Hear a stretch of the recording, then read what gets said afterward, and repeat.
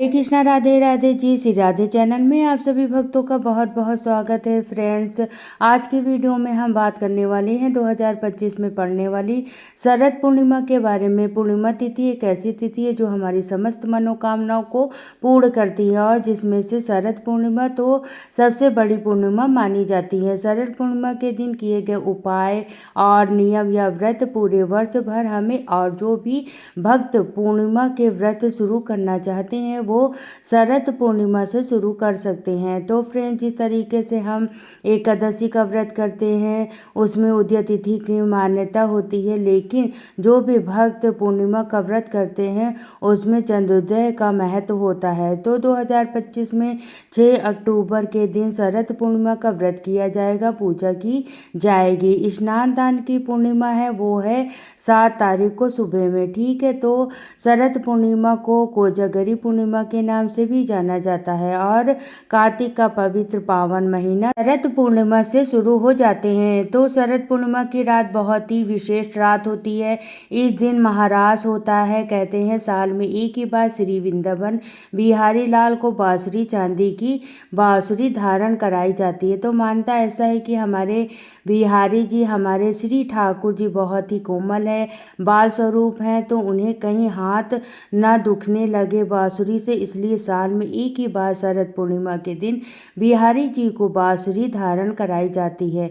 तो शरद पूर्णिमा के दिन हमें व्रत कैसे करना है और व्रत में क्या खाना है, पूजा आराधना कैसे करनी है, संपूर्ण जानकारी मिलेगी आज की वीडियो में। तो प्लीज़ वीडियो को पूरा देख लीजिएगा और वीडियो पसंद आए तो लाइक शेयर कमेंट करना बिल्कुल मत भूलिएगा। चैनल पर नए हो तो सब्सक्राइब जरूर कर लीजिएगा। तो फ्रेंड्स, 6 अक्टूबर दिन पड़ रहा है सोमवार का। इस दिन शरद पूर्णिमा का व्रत किया जाएगा। तो शरद पूर्णिमा के दिन आप सुबह में जैसे नियमित आप स्नान ध्यान पूजा पाठ करते हैं रेगुलर, वैसे आप करेंगे, लेकिन संध्या के समय प्रदोष काल में आपको माता लक्ष्मी की पूजा आराधना करनी चाहिए। और देखिए, जो लोग भी भोलेनाथ के, शिव बाबा के लिए पूर्णिमा व्रत करते हैं वो शिव जी को जल जरूर चढ़ाएंगे, उनका अभिषेक करेंगे कच्चे दूध से, दही से, ठीक है। और जो भी भक्त विष्णु भगवान जी के लिए व्रत करते हैं पूर्णिमा को, वो सत्यनारायण भगवान की कथा करेंगे, पंजीरी पंचामृत का भोग लगाएंगे। और पूर्णिमा तिथि माता लक्ष्मी को समर्पित है। माता लक्ष्मी धन धान्य की देवी है, सौभाग्य को बढ़ाने वाली देवी हैं, तो उनकी पूजा अवश्य रूप से करनी चाहिए। माता लक्ष्मी की पूजा से पहले आपको स्नान जरूर करना है। सफेद रंग के वस्त्र धारण करें। शरद पूर्णिमा के दिन हल्के रंग के वस्त्र पहने, कहने का मतलब है नीला काला गहरे रंग का कपड़ा ना पहने। इसके बाद आप घर के मंदिर में ये पूजा कर सकते हैं, चाहे तो चौकी लगा के भी पूजा कर सकते हैं। कलश की स्थापना करना चाहते हैं तो कर लीजिए, नहीं तो आप बिल्कुल सरल विधि से पूजा करें माता की, ठीक है। इसमें कि आपको क्या करना है, अगर आपके घर में माता लक्ष्मी का विग्रह है किसी भी धातु का, तो आप उनका अभिषेक करें। पंचामृत से, कच्चे दूध से अभिषेक कर सकते हैं। चंद्रोदक स्नान करा सकते हैं पानी में चंदन घोलकर, और उनको श्री यंत्र की पूजा आज के दिन जरूर से करनी चाहिए। लक्ष्मी कारक जो भी चीज़ें आपके घर में हैं आप उन्हें पूजा में जरूर रखें, जैसे कि पीली कौड़ी, गोमती चक्र, कमल गट्टे, ठीक है। और उनका भी पूजन विधि विधान से करें। पूजा में कुछ दक्षिणा आप जरूर रखें, जो कि पूजा के बाद आपको वहाँ अपने धन रखने के स्थान पर रखना है। जो दान निकालेंगे वह आप अगले दिन देंगे, लेकिन लक्ष्मी पूजा में रखी गई कोई भी सामग्री का दान नहीं किया जाता है, ठीक है। और पूर्णिमा के दिन खीर बनाना बहुत ज़रूरी होता है, जिसमें कि शरद पूर्णिमा तो विशेष है। तो शरद पूर्णिमा के दिन आप केसर युक्त खीर बना सकते हैं। हरी इलायची डालकर आप खीर बना सकते हैं। संध्या के समय खीर बनाई जाएगी। माता लक्ष्मी को आप भोग लगाइए। अगर आपके घर में चांदी का पात्र है तो बहुत ही अच्छी बात है, आप चांदी के पात्र में चावल की खीर बना के माता लक्ष्मी को भोग जरूर लगाइए। और नहीं है तो आप नॉर्मल जो भी स्टील के बर्तन हैं आपके यहाँ पर आप भोग लगा सकते हैं। और उसके बाद आपको वो खीर ले जाकर किसी भी ऐसे बर्तन में आप कर दीजिए जो कि आप कहीं हैंग कर सके उस बर्तन में, ठीक है। और उस पर आप या तो नॉर्मल कोई कपड़ा ढक दें पात्र के ऊपर, या फिर कोई चलनी वगैरह हो तो ढक दे, जिससे कि उसमें कोई मक्खी मच्छर कीड़े मतलब ना डले, ठीक है। पूरी रात हो सके तो बहुत अच्छी बात है, मतलब सुबह ब्रह्म मुहूर्त में 4 बजे आपको वो खीर लेकर आनी है। अब देखिए सभी के लिए यहाँ पॉसिबल नहीं होता है कि बहुत सारे घरों में तो ऐसी जगह नहीं होगी जहाँ पूरी रात हैंग कर सके, तो 2 घंटे 3 घंटे जितनी देर रात्रि आप जागते हैं रात को उतनी देर तक वो खीर वहाँ पर रखी रहने दें। करीब 10 बजे के करीब आपको खीर रख देनी है चंद्रमा की रोशनी में। और रात को देर रात्रि तक जितनी भी देर आप जागते हैं 1 बजे 2 बजे तक। और देखिए क्योंकि शरद पूर्णिमा को कोजागरी पूर्णिमा के नाम से जाना जाता है, तो माता लक्ष्मी भ्रमण करती हैं पृथ्वी पर आज के दिन, और वो अपने हर भक्त के घर आती हैं, देखती हैं कि किस घर में मेरे लिए हवन किया जा रहा है, पूजा आराधना की जा रही है, नाम जप किया जा रहा है, उस घर में माता लक्ष्मी स्थायी रूप से वास करने लगती हैं। को जागरूक का मतलब होता है कि कौन कौन जाग रहा है।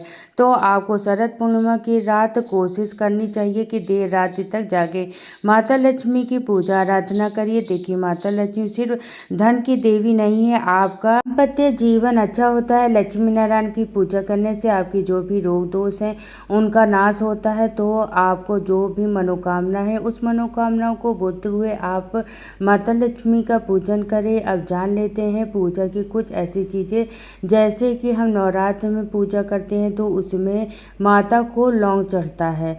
लौंग का विशेष महत्व है। माता लक्ष्मी की पूजा में हरी इलायची का महत्व होता है। तो आप माता लक्ष्मी को खीर में हरी इलायची डालकर ही आप बनाएं। साथ ही में आप जो भी दीपक जलाएंगे माता लक्ष्मी के लिए सामने घी का या तिल के तेल का, जो भी आपके पास जैसा सामर्थ्य हो उसमें भी आपको 2 हरी इलायची ज़रूर डालनी चाहिए।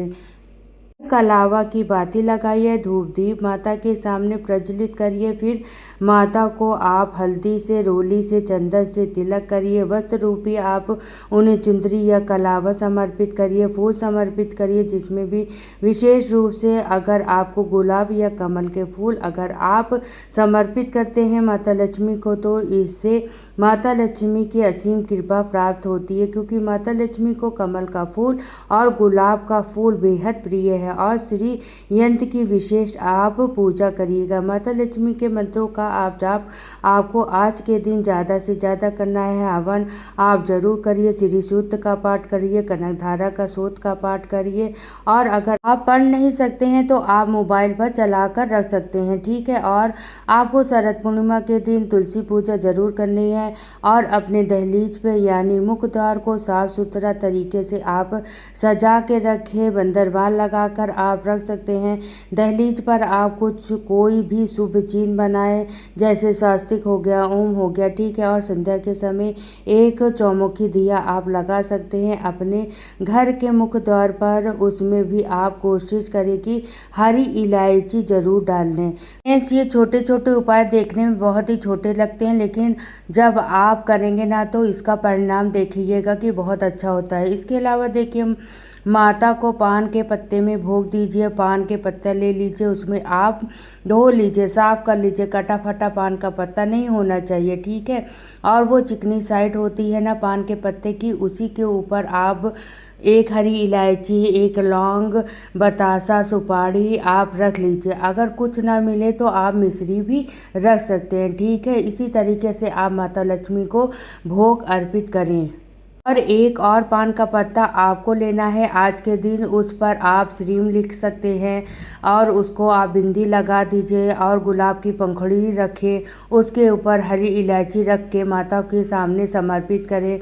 यहाँ मैं आपको बता रही हूँ कि ये हर शनिवार जैसे पीपल के पत्ते का उपाय जैसे मैंने आपको बताया हुआ है, पीपल के पत्ते की पूजा करके आपको धन रखने के स्थान पर अगर आप रखते हैं तो इससे आपके धन में बढ़ोतरी होती है। बिल्कुल उसी तरीके से अगर आप शरद पूर्णिमा के दिन पान के पत्ते में श्रीम लिख के उसके ऊपर कुछ फूल के पंखुड़ियाँ गुलाब के फूल की या 2 हरी इलायची रख के माता के सामने समर्पित करें, पूरी रात आपको वहीं पर ऐसे ही रहने दें। अगले दिन आप जब स्नान ध्यान करके दोबारा से धूप दीप जलाएं, माता की पूजा करें, उसके बाद आप उस पान के पत्ते को मोड़कर अपने धन रखने के स्थान पर रख लें। इससे वर्ष भर तक आपको घर में कभी भी धन संपदा की कभी कमी नहीं होगी, ठीक है। और आपको चंद्रमा की पूजा आज के दिन जरूर करनी चाहिए। और देखिए, खीर तो आपको चंद्रमा की रोशनी में रखनी ही है, लेकिन आप पति हैं या बच्चे हैं या जो भी आपके घर के सभी सदस्य को देर रात्रि तक चंद्रमा की रोशनी में रहना चाहिए। आज के दिन चंद्रमा 16 कलाओं से युक्त होती हैं, ठीक है। तो आपके घर में लड्डू गोपाल जी, राधा रानी, उनका भी आप विशेष रूप से श्रृंगार करें, स्वत्र वस्त्र धारण कराएं, खीर का ये सफ़ेद मिठाई का भोग समर्पित करें, पुष्प चढ़ाएं। इस तरीके से आपको पूजन करना है। और सबसे ज़रूरी बात आपको ध्यान रखना है कि पूर्णिमा व्रत में नमक का सेवन नहीं किया जाता है, मीठे का भोजन करते हैं, मीठा भोजन ही किया जाता है।